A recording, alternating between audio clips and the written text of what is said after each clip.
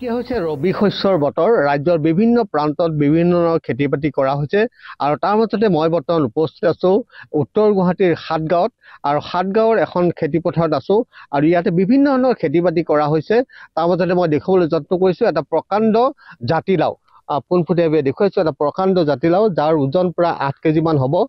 আৰু কিন্তু ইয়াতে খেতি কৰা হৈছে সম্পূৰ্ণ পচন খাতেৰে সুন্দৰ সুন্দৰ জাতিলাও লাগিছে আৰু এই জাতিলাওৱে সকলোৰে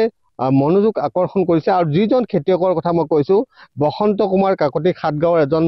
উদীয়মান যুৱক আৰু যিজন যুৱকে আচলতে সম্পূৰ্ণ পচন সাৰেৰে ইয়াতে লাও জিকা ভোলকে ধৰি বিভিন্ন ধৰণৰ খেতি বাতি কৰিছে মই তেখেতৰ সৈতে পোনপটীয়াভাৱে কথা পাতিম দেখিছো আপুনি সম্পূৰ্ণ পচন সাৰেৰে বিভিন্ন ধৰণৰ খেতি বাতি কৰিছে দেখিছো জাতিলাও বৰ ধুনীয়া হৈছে কি ক'ব আজিৰ তাৰিখত বজাৰত যিবিলাক পাচলি ওলায় আমি বজাৰৰ পৰা কিনি আনিলে 3 দিনো নাথাকে পচি যায় কিন্তু আমি ইয়াত যিবিলাক আমি খেতি কৰি মানে নিজে সেইকাৰণে মানে নিজে মই খেতি কৰাৰ এটা চিন্তা কৰি খোৱাৰ কাৰণে খেতি বাতি আৰম্ভ কৰিছো আৰু ইয়াত আমি যিবিলাক খেতি কৰোঁ আপুনি যদি 15 দিনো থাকে ঘৰত এই বস্তুটো শুকাই যায় কিন্তু পচি নাযায়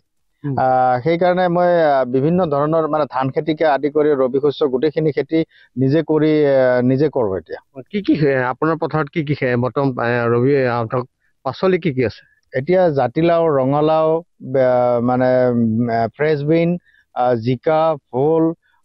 মানে কবি